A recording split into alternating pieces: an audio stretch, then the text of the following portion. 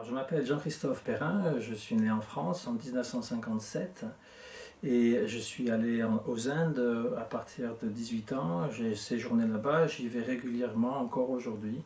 J'ai vécu la moitié de ma vie en Amérique du Nord, aux États-Unis et au Canada.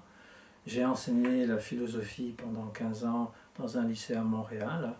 J'ai fait une maîtrise en philosophie, une maîtrise en théologie et un doctorat en sciences religieuses.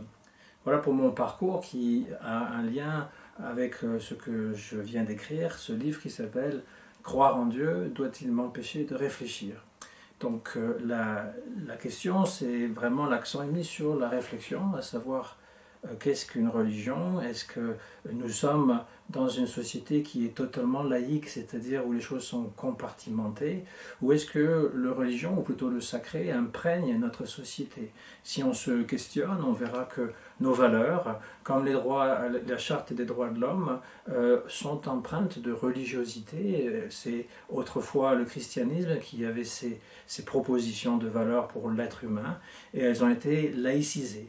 La même chose vaut pour la famille, la patrie, qui sont toujours sacrées, et pour beaucoup d'autres choses qui finalement imprègnent à notre insu notre inconscient.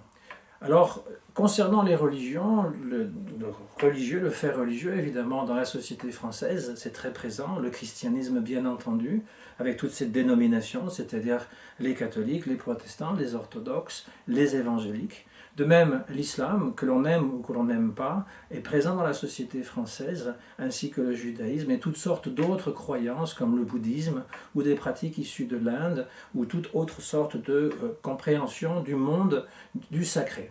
Alors, le livre en question se penche sur les trois monothéismes pour montrer qu'elles ont un dénominateur commun qui sont les mythes. C'est-à-dire que les mythes sont communs, mais ils sont toujours réinterprétés.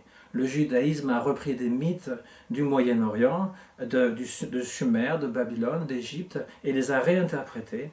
Le christianisme a pris les mythes qui sont dans le judaïsme, ainsi que dans le monde gréco-romain, pour les réinterpréter, ainsi que l'islam a pris les mythes qui y étaient véhiculés dans le judaïsme et le christianisme et les a réinterprétés.